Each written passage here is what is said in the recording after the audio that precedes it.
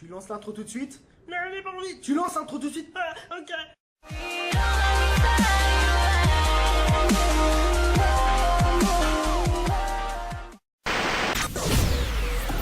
Vous écoutez Radio Game. Salut tout le monde, c'est Naylor pour Radio Game. J'espère que vous allez bien. Car pour ma part, ça va très bien. Donc aujourd'hui, on se retrouve pour une toute nouvelle interview. Donc l'interview d'une personne, donc d'un youtubeur qui était avec moi et que je vais demander de se présenter maintenant. Salut tout le monde, c'est Cédio et on se retrouve avec Radio Games pour une petite interview assez cool. Donc voilà. Donc voilà, donc est-ce que tu peux présenter à peu près ce que tu fais sur YouTube et quoi que ce soit? Alors moi ce que je fais sur YouTube c'est un petit peu un concept que beaucoup de youtubeurs prennent. Donc en fait je fais des tests de jeux que après je présente aux personnes qui me suivent en général. Donc c'est pas des jeux qui sont...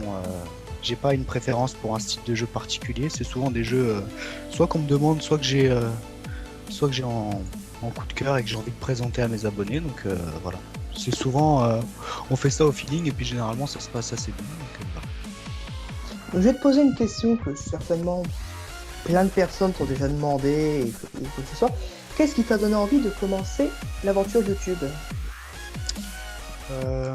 En fait, disons que dans un sens, je faisais déjà pas mal de vidéos avant.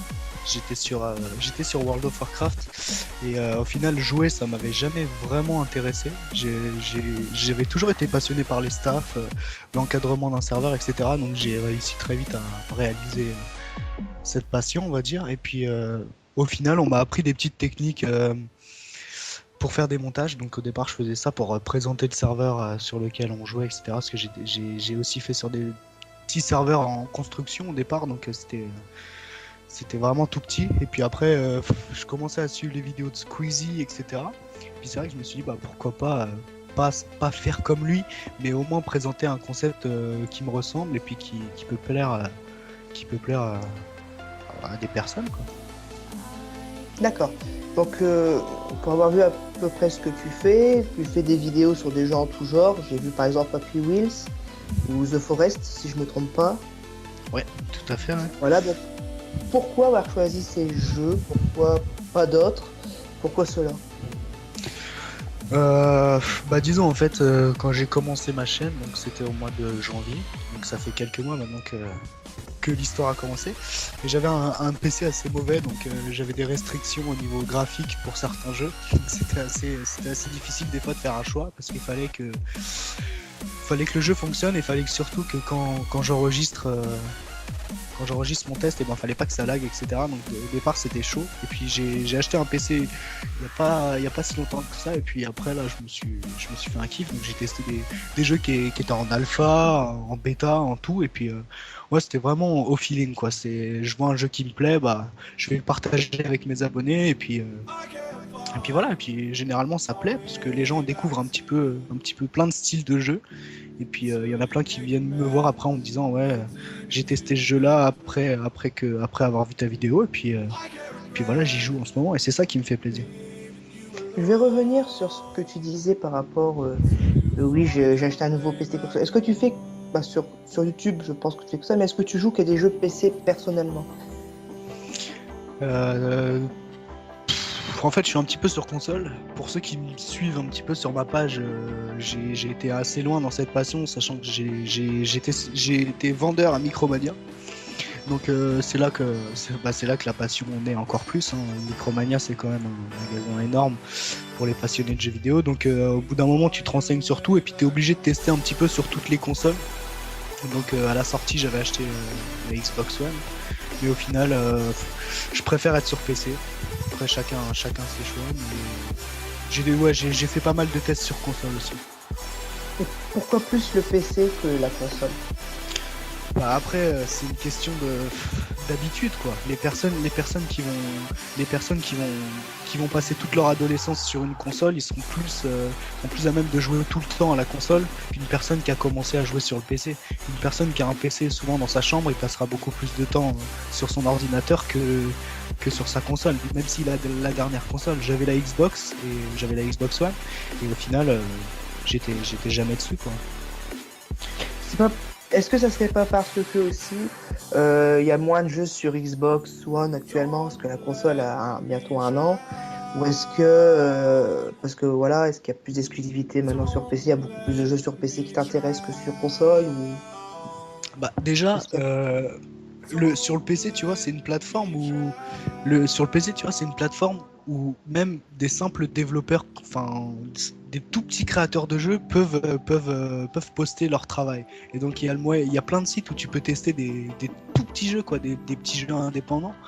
Et ouais, enfin t'as beaucoup plus de choix. À la sortie de la Xbox One, c'était plein de titres pour faire en sorte que la Xbox se vende, parce que sinon ils auraient pas eu beaucoup de jeux. Mais sur PC, c'est vraiment, t'as le choix d'avoir soit des gros titres, soit des tout petits jeux indés, soit des jeux rétro. Donc après, c'est selon ton choix. Et puis après, selon la performance de ton PC, tu peux égaler une Xbox One à l'heure actuelle. Donc le choix est vite fait après. D'accord. Une question, une autre question que j'aimerais te poser. Au niveau de tes logiciels ou quoi que ce soit, comment tu peux, non, c'est-à-dire, comment tu fais tes vidéos? C'est-à-dire, les logiciels que tu utilises, le temps que tu prends, les idées que tu peux avoir, comment tu as tes idées de vidéos, etc., etc. Bah souvent, en fait, moi j'avoue que je suis un petit peu un mec je suis un petit peu flemmard. Donc souvent quand je décide de faire une vidéo, c'est le soir pour le lendemain, parce que voilà, après il y en a beaucoup qui aiment bien préparer ce qu'ils vont dire, etc. Moi je pars du principe que créer une vidéo, voilà, c'est l'instant présent, comment tu le vis. Donc je prépare rien du tout, donc je fais ça comme je disais tout à l'heure, au feeling. Puis après pour les logiciels que j'utilise, j'utilise Camtasia pour le record. Et puis après pour monter les vidéos, j'utilise Sony Vegas Pro 12, qui je pense est le logiciel le plus complet ouais, pour faire des montages vidéo. Que ce soit Et le dans plus jeu pratique, vidéo. mais bon, ça, on n'a pas le C'est Et sûr, le ouais, plus c'est pratique. sûr. D'accord, souvent, après, lors du montage, entre le montage et l'upload, ça se déroule combien de temps à peu près? Bah après ça dépend si t'as l'habitude ou pas. Moi personnellement, j'ai suivi quelques tutoriels pour apprendre, parce que bon, quand tu te lances sur, on te met Sony Vegas, tu connais pas ce logiciel, t'as un petit peu du mal à faire des effets, etc. quoi. Si tu connais pas, tu peux être largué. Mais je sais pas, en moyenne, un montage pour une vidéo qui doit durer peut-être 6 minutes, je le fais peut-être en 1 heure et demie, quelque chose comme ça. Après, ça dépend. Moi, j'ai fait aussi une vidéo, un podcast, parce que je fais souvent des vidéos selon l'envie que de départ. Donc j'étais parti une fois pour un podcast, et là ça avait mis beaucoup plus de temps, parce que c'est de la préparation, c'est de l'ajustement de caméra, de son, quelques effets, etc. Donc là c'est beaucoup plus long. C'est selon ta vidéo. D'accord. Est-ce que tu as des nouveaux projets sur YouTube qui vont arriver? Est-ce qu'on peut avoir des exclusivités, des projets que tu penses? Ouais, il y a pas mal de projets là. Il y a un projet qui est en attente. Pour l'instant, j'attends la confirmation, mais peut-être courant 2015, on va dire plutôt début 2015, j'ai réussi à avoir contact avec une personne qui a fait les championnats de Copenhague de Counter-Strike, et donc il va peut-être y avoir une petite vidéo où je l'affronte en 1v1 pour bien me faire éclater devant tous mes abonnés.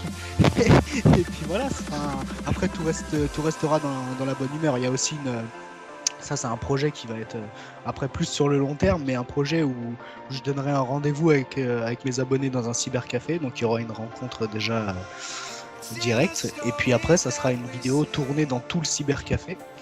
Sur un jeu où le cybercafé sera coupé en deux, et ça sera 2 équipes qui s'affronteront, etc. Donc voilà, ça risque d'être un bon truc. Est-ce que vous avez déjà l'idée du jeu, ou est-ce que c'est encore en cours de développement? Ouais, enfin alors on avait au départ on pensait à League of Legends, parce que League of Legends c'est un des jeux les plus joués au monde. Malheureusement tout le monde n'y joue pas. Donc proposer un jeu, voilà, de base je pense que c'est le plus simple, parce qu'un jeu en ligne il faut déjà apprendre à jouer, etc. Donc tout le monde n'aura pas le même niveau, mais ça serait sûrement sur un FPS, parce que c'est le plus facile je pense pour tout le monde. Donc ça serait un genre de Serious Sam, Je sais pas si vous connaissez ce genre de jeu.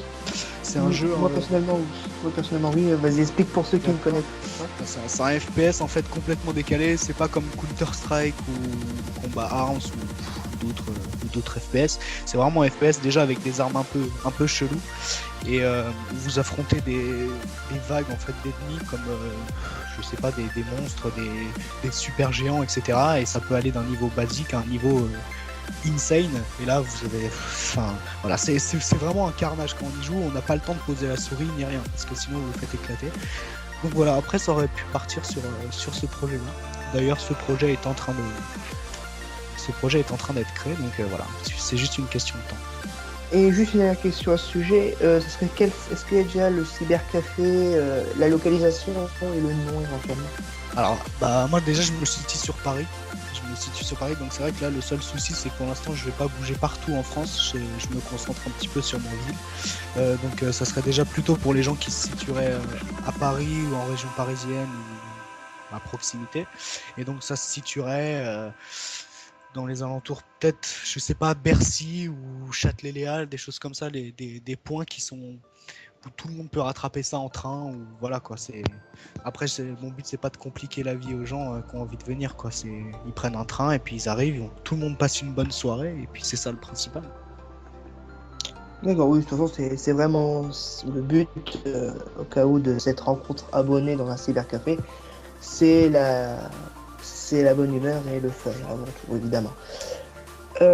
Au niveau de tes youtubeurs préférés, j'ai entendu le nom de Squeezie. Je pense que c'est un de tes youtubeurs préférés comme pas mal de personnes. Est-ce que tu... Oui et non, est-ce que tu peux dire tes youtubeurs préférés si tu en as? Bon, bah déjà pour rebondir sur Squeezie, vu qu'on parlait de ça, Squeezie déjà je le suivais pas à ses débuts mais presque, donc j'ai vu son évolution. Après il y a eu des bons, il y a eu des mauvais, chacun ses avis. Moi j'aime bien ce qu'il fait, je trouve qu'il englobe un petit peu le test de jeu en France, ce qui après il y en a pas mal, hein, Monsieur LV12 etc. Qui font plein de tests, mais après lui comment dire, il est un petit peu polyvalent. Squeezie il va tester tous les styles de jeu, il va prendre tous les styles et il va tourner ça avec son humour, et c'est ça qui fait qu'aujourd'hui je crois qu'il est à plus de 2 millions ou 3 millions, voire plus, je sais plus, d'abonnés. C'est parce que il arrive à toucher plein de personnes. Mais après, mes youtubeurs préférés, je dirais déjà c'est Kiga69. C'est un youtubeur qui se consacre que sur les horror shows. Donc il a créé une chaîne qui s'appelle Kiki Horror Show. Et ouais, je pense que c'est mon youtubeur préféré. Il n'est pas extrêmement connu, mais il fait des vidéos de qualité et c'est ça, je pense, c'est ça le principal. Il ne faisait pas du Minecraft avant qu'hier? Alors je sais pas du tout, tu m'apprends quelque chose? Parce que ça me dit quelque chose, bon, peut-être que je me trompe, mais qu'hier, ça me dit quand même quelque chose dans le monde de Minecraft, bon, au cas où c'est pas très important. Et sinon t'as pas d'autres youtubeurs préférés?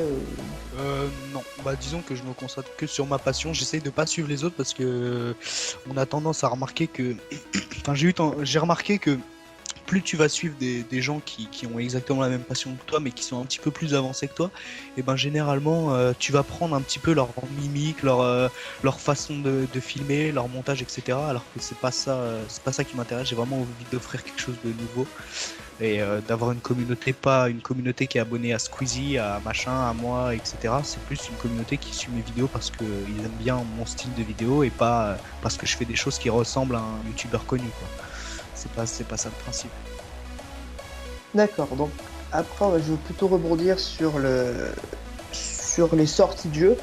Est-ce que ton jeu que tu attends le plus, c'est lequel actuellement? Et pourquoi?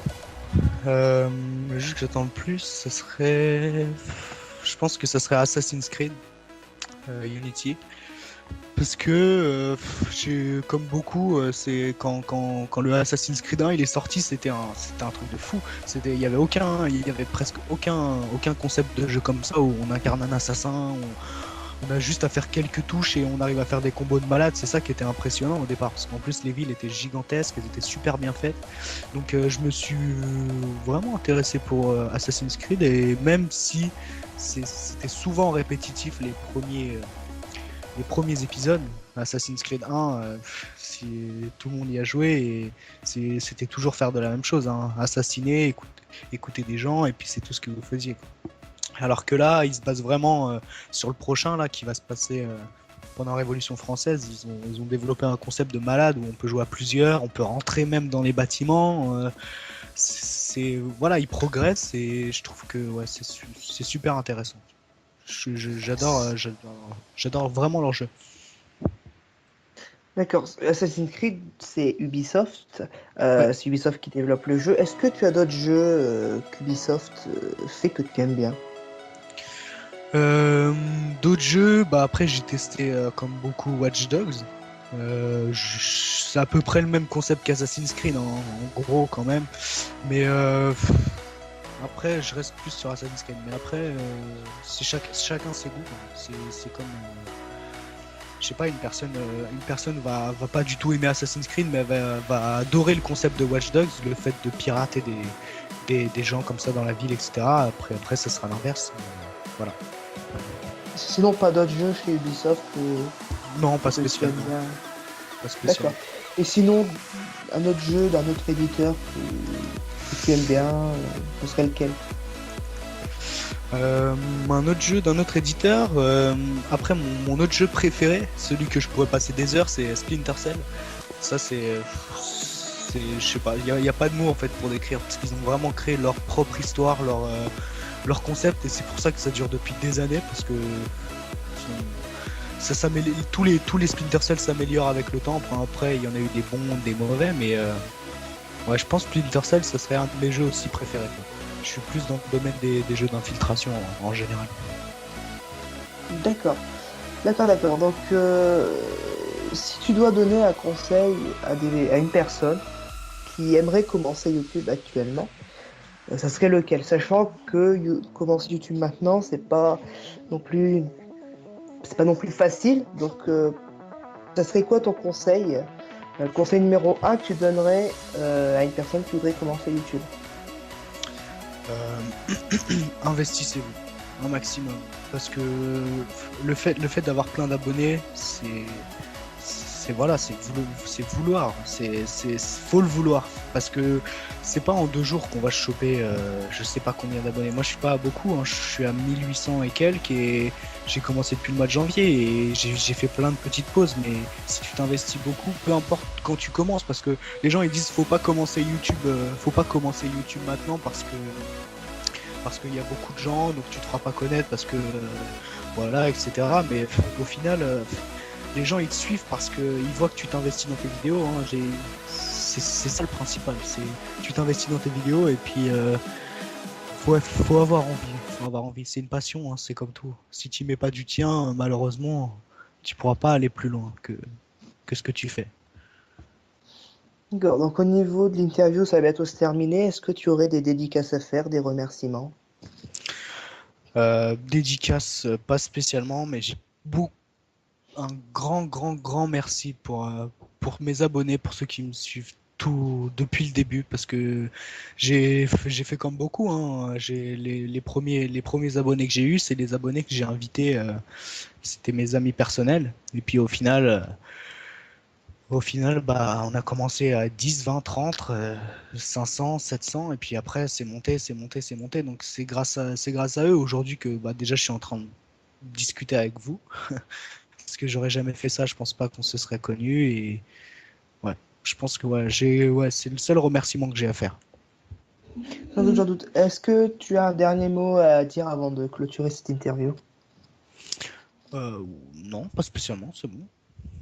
Pas spécialement? D'accord. Juste rester branché sur la page de Cedio sur Facebook, tout simplement, parce que il va y avoir un autre administrateur qui va arriver prochainement, et qui va s'occuper d'un nouveau concept qu'on a cherché pendant quelques temps, et qu'on va mettre en place bientôt. Ça, j'en dis pas plus, parce que sinon ça va ça va casser Gâcher un la petit peu surprise. Ouais, ça va gâcher la surprise entre guillemets.